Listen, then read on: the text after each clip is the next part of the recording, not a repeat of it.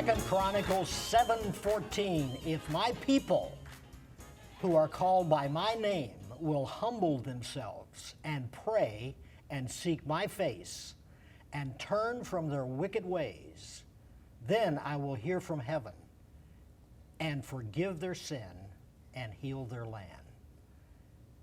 William Federer with us today, one of our most popular guests.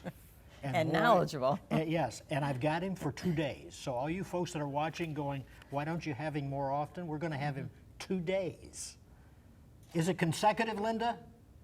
Okay, thank you so much. This is the most popular, one of the most sought after authors that we have.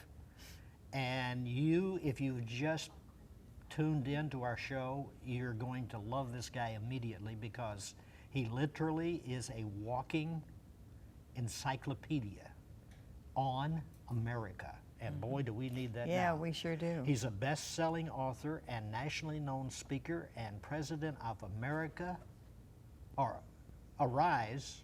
Amerisearch. Amerisearch. Okay, it looks like all America. He has a daily radio feature, America Minute. You've probably seen that, and a popular television program, Faith and History. You've probably seen that, which broadcasts nationally. He brings informative educational answers to important and crucial topics, and this one today is probably the top of the list. He has been praised by Dr. Ben Carson. Can you explain who he is? No, I'm just kidding. For his tremendous research, and that is, I second that, but so you folks that are watching, you watch today, and then you either have to record it for the next day because he's going to be on 2 days. I mean, he may change his outfit, he may not. I may change my outfit, I may not, because it gets kind of, What about me? No. Did you forget I was here? No, I did. I have 61 years, I can't forget we're together. But good to have you again. Oh, great to be with you, Herman. What an Sharron. honor. Well, the honor's mine. Now, the last time we had you, of course, COVID-19 was, if I would have mentioned COVID-19, you go, are you speaking tongues? What is that? Isn't it amazing how things change? It is, and I experienced the COVID back in March. Amazing. Of 2020. One of the first ones it must be, huh? Because that's when it first started. Yeah, he's got coming around. sellable blood now. Yeah, so I'm immune. I'm happy. And your wife, did she? Wow. She's doing great. So. So you are a blessed man to be able to come through that without the ventilator. Yes, I could sense if somebody was having issues already, it could be a serious compounding of it. But thank the Lord, we're fine. So That's I wrote great. another book while I was down. So that's, Did you really? Well, that's this one. Yeah. Yeah, So I mean, you have this. Now let me tell you, I'll let this secret to you folks if you promise not to tell anyone. I read every book that I have our guests. William Federer is so unbelievably good at explaining his books. Now, I didn't have a copy until this morning, by the way.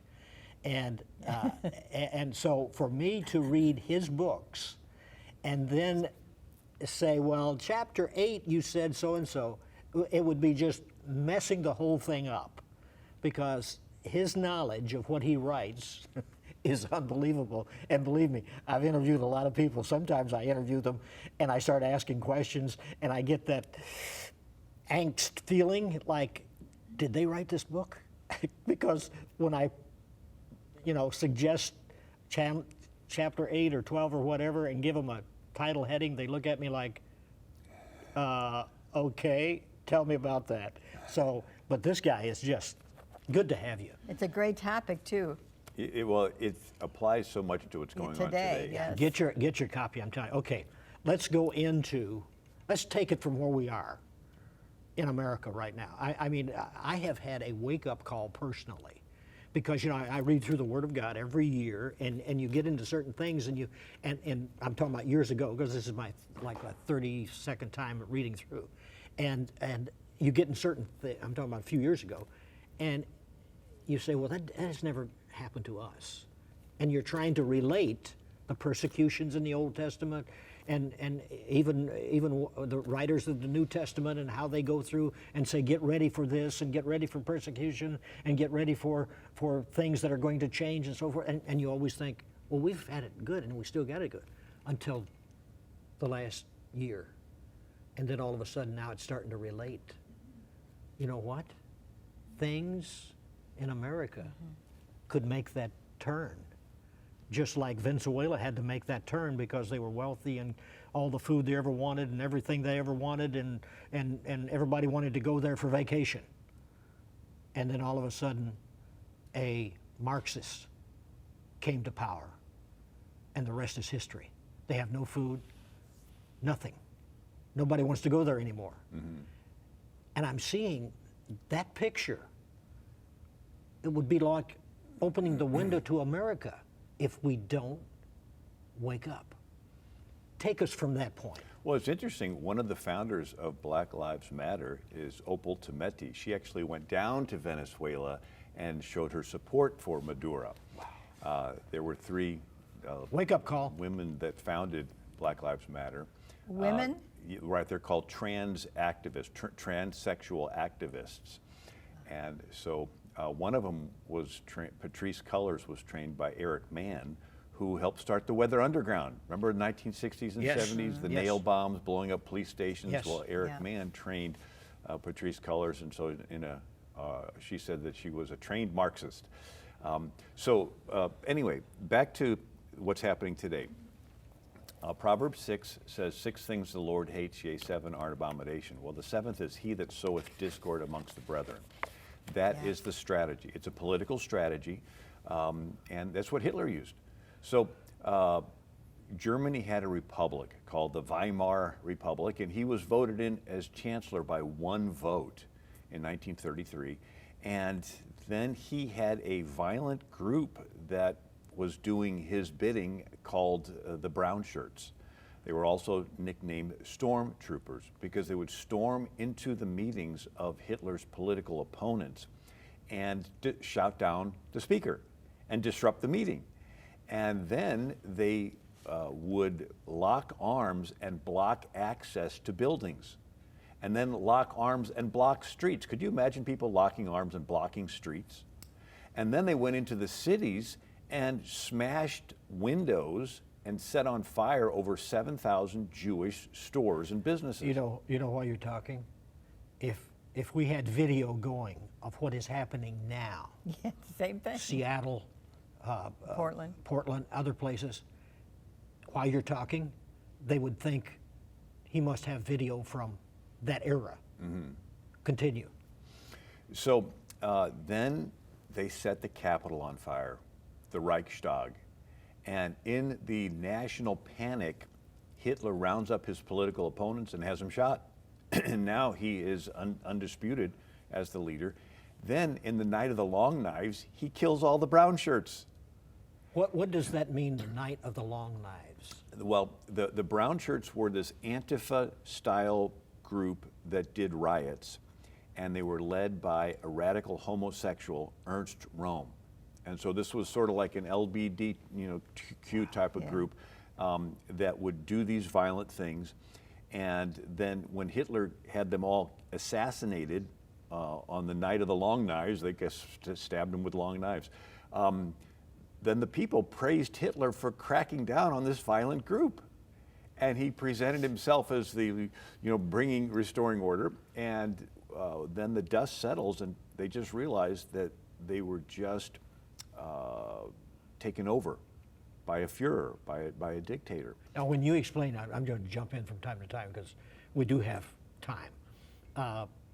When you said, then they praised him for doing that, I'm almost hearing an audience out there saying, well, that could happen to Trump. They could start praising him for what he's doing when he's sending the troops to these cities, Seattle and others, where they're destroying them and the federal buildings, and he is doing exactly what William Federer just said. Continue. Actually, I would say a better example would be the governors of these different states. They're the ones that are usurping power. They're the ones that are allowing the rioting to take place, and then they're wanting to disarm the populace as a result. But there is a tactic. It's called psychological projection.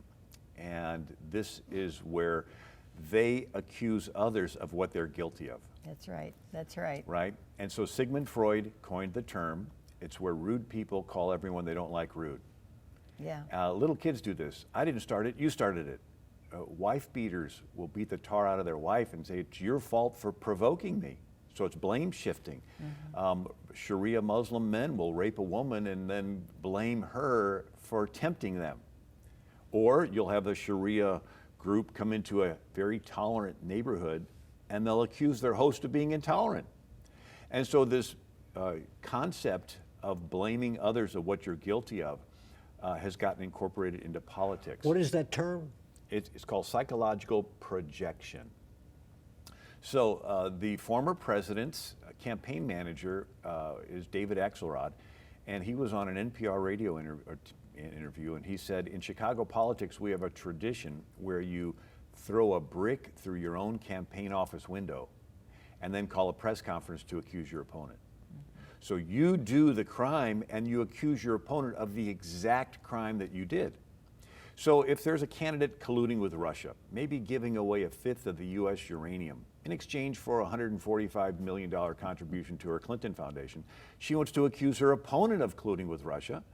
Why? Because the opponent's name then gets associated in the media with the crime. Amen. And most people don't read past the headlines. That's right. And if it ever is uncovered that she's involved, by that time the water is muddied and the public doesn't know who to trust and they get a pass.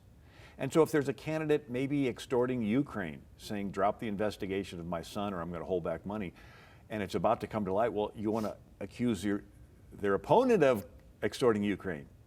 And if it ever comes around, well, no, he was guilty by that time. Again, the water's muddied and the public is confused. They don't know who to trust, and he gets a pass. And so this tactic of psychological projection is used every single day in the news. And so they'll say, this group is hateful. Well, wait a second. The group that's calling them hateful is actually the hateful group. So Same with racism. Yeah. Calling everybody racist. Exactly. So CNN and MSNBC and others, this is the line, it's almost like a script that they would be following. Right. Psychological projection. And then it teams up with another tactic called seizing the moral high ground. What's that? Casinos do it. So if a casino is going to move into a neighborhood, the people said, we don't want it. It's going to bring crime and drugs and sex trafficking. But if the casino can donate a little money to schools, they can seize the moral high ground and say, we care about the children. If you care about the children, you'll vote to let the casinos in. And if you don't vote for it, you must hate the children. And so they're presenting themselves as more moral than you. They've seized the moral high ground. And so that's what the groups want to do. They want to say, we care about ending racism. Well, but if you go to the Black Lives Matter website and you click on About, you go down to what we believe, it says we're a transgender group. We're queer affirming. You're like, what's queer affirming? That's their word. Affirming means silence is violence. Unless you actively promote their views, you're hateful. Then they said on their website they want to disrupt the nuclear family. What's that? That's like the mom and dad baby. They want to get rid of that, and they want the children raised in villages of people that have no sexual morals. And then it says they want to get rid of heteronormative thinking. This is on the Black Lives Matter website. What's heteronormative thinking? That's even thinking that there's a male and female. They want to get rid of all that. And so they want to seize the moral high ground. They want to say, we want to get rid of racism, but in actuality, they're pushing a very radical sexual agenda. And most people say, oh yeah, racism is bad, I'm behind you, but wait a second, they're slipping in this radical sexual agenda, and they're basically using you as a pawn. The professors in colleges have been doing this for years. Even the school teachers are teaching their children there is no gender gap. So not only are they letting you know on their website how they believe, but they have a whole troop out there that are changing minds to that very thought process. And children. And it's interesting, Jesus himself said, in the beginning, God made them male and female. Matter of fact, everything in nature has a male and a female, right? Insects, male and female, bees, male and female alligators, male and female whales, male and female, puppy dog, everything. And the Creator designed it this way. And so to want to get rid of that is you're insulting the Creator. Mm-hmm. But they don't believe there's a Creator. No. And so one of the other interesting people I've read, and I quote him in the book, is J.D. Unwin, 1934, wrote a book, Sex and Culture. And he studied 80 civilizations over 5,000 years. And he found out that sexual promiscuity and confusion always precedes the destruction of a civilization. The Babylonians, the Greeks, the Romans, and so he says that civilizations go through the 4 stages. Lots of different historians categorize these stages differently, but his was, they go through a period of pain and poverty. Maybe there's a famine, maybe there's a war. Then they work together and become productive and patriotic. And then they become prosperous. And then they become promiscuous. And they get indulgent, and they end up being weaker, and then they're conquered again. But sexual promiscuity always, and that's even in the Bible. Remember when you had Israel was a republic for 400 years. But when they first come out of Egypt into the Promised Land, they had no king. They were a republic based on the priests teaching every citizen the law. But then you had a high priest, Eli, and he's not even teaching it to his own sons. And they're sleeping with women in the very tent where the Ark of the Covenant is. And he was one of the best, Yeah. Eli. And so there's the story of a Levite with a concubine. Well, the law says the Levite's to marry a virgin of his own tribe. Here he is with the woman he's not even married to, so he's not following the law, a little looser sexual morals. They're traveling, and they're in a house surrounded by sodomites who are not content with doing their behavior on their own. They want to force it on these strangers. And so the poor girl gets raped to death and dies. And by the time you're grossed out with the story, it says every man did that which was right in their own eyes. Why? Because the priests had stopped teaching them what was right in the Lord's eyes. They stopped teaching the law. And so it brings this confusion, which manifests itself in sexual confusion. And out of that chaos, the people finally go to Samuel the prophet, and they say this self-government system is not working anymore. We want to be like all the other countries. We want a king. And so that's the standard, that when there is domestic instability and chaos, the people panic and are willing to give up their freedoms in exchange for security. You see that today. Yeah.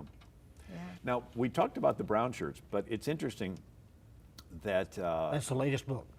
Order your copy, please. Yeah, it's the book Socialism, Yeah. The Real History from Plato to the Present. So World War II ends. England, France, Germany give up their colonies, and they start brand new little countries. Isn't this wonderful? And these countries have new leaders, but the Soviet Union says not so fast. They want to send in KGB agents and make these countries into satellites of the Soviet Union. And so they would go into Romania, Poland, Hungary, Syria, and what would they do? They would identify people groups with grievances.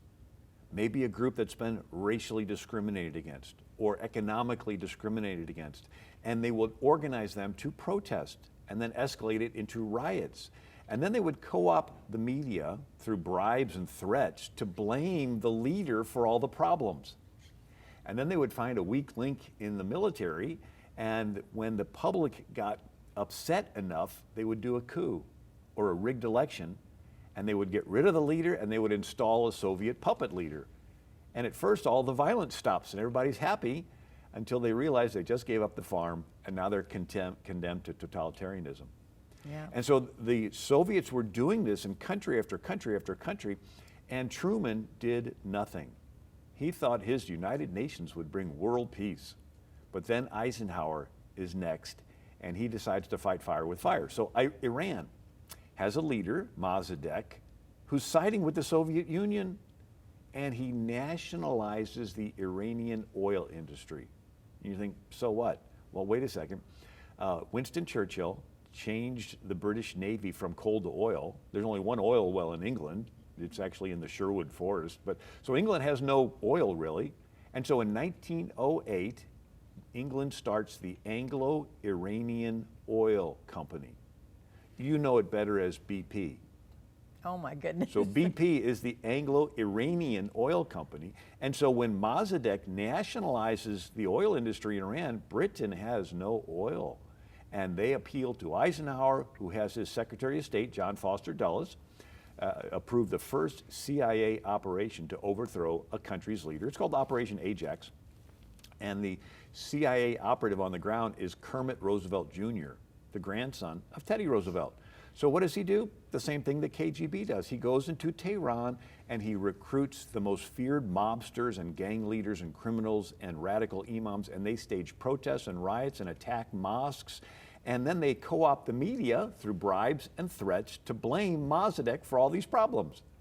And then they find some people that are in the military that are soft, and when the public gets upset enough, they put Mossadegh under house arrest, lock him away for the rest of his life where he died, and they install the Shah of Iran, who loved America because we put him in.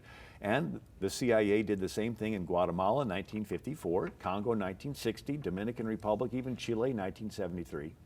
Well, the KGB didn't sit back, and there's Brezhnev pictures of him hugging Yasser Arafat and helping him to start the PLO. And Brezhnev hugging Castro, and then the KGB is infiltrating countries in Latin and South America, and then of course China in the Far East. And this is called the Cold War. And it's basically the basis of every spy novel, right? You go to a third world country and you run into Russians and KGB and then CIA, and there's going to be an assassination. Yeah. The only difference this time around is it's happening on our own soil. There we go. Now, with your knowledge of the, I just said he was talking, and I'm thinking, wouldn't it be wonderful if he could go on CNN without interruption, or MSNBC without interruption, or ABC and NBC, and just let you give the former picture, bringing it to 2020 and beyond. What on earth would they have to say? Well, you know, it's pretty common knowledge now that there are people inside of the CIA, FBI, State Department, Department of Justice that do not like our president. Yes. And they have been trying to get rid of him through all the false Russian collusion narrative. Well, they have experienced planning these operations in other countries for 70 years. They know what they're doing. Yeah, and it's called PSYOPs, or psychological operations. That goes back to Goebbels, Joseph Goebbels was Hitler's propaganda minister. And he understood that you can manipulate people by their strong desire to fit in with a group. And so he would orchestrate these big 100,000 people in a coliseum, and that they would start at the front making the Hitler salute, and by the time it worked its way back, everybody felt pressured just to fit in. With a mask. Yeah. And so this was studied after World War II in America. It's called the Solomon Asch Conformity Experiment. And they would do it on college campuses, and they would pull 8 students into a room. 7 of them had been paid ahead of time to be actors. 1 was a naive participant. And the teacher would put 2 cards on the front desk. One card simply had 1 line on it. The other card had 3 lines. One was the same size, one was longer, one was shorter. And they would start with the paid actors. And one by one, they would stand up and convincingly say that the shorter line was equal to the first line. And the next one would say it, and the next one would say it. By the time it got around to that 8th naive participant, 30% of them would change their views, deny their own eyes to fit in with the group. They would doubt their own perception, right? Because they wanted to fit in with the group so much. And so this has been incorporated into every classroom setting, into all marketing. They make it look like everybody's using this product, and you're on the outside if you don't agree, and now it's being used in politics, where they want to make it, they give this perception that everybody's feeling this way, and if you don't agree with this, you're on the outside. And now it's actually going online. So with elections, you have those that are committed Democrats, those that are committed Republicans, and undecideds. And the undecideds decide to do a Google search on the candidates. Google is the #1 search engine in the world. And of course, Google is conservative, right? No, but they have algorithms, right? So when you put in a candidate's name, these algorithms will lightning fast pull up all the negative articles on one candidate and all the positive articles on another candidate. And why is this important? Well, the person doing the search wants to see what everybody else is saying because they want to fit in. They don't want to be talking with their friends and say, oh, I like this guy. They're like, you like that? Nobody likes that guy. And so they found that most elections are won by small margins. And if they can sway through this desire for people to want to conform, if they can sway just a small percentage of the vote, they can turn an election. Wow.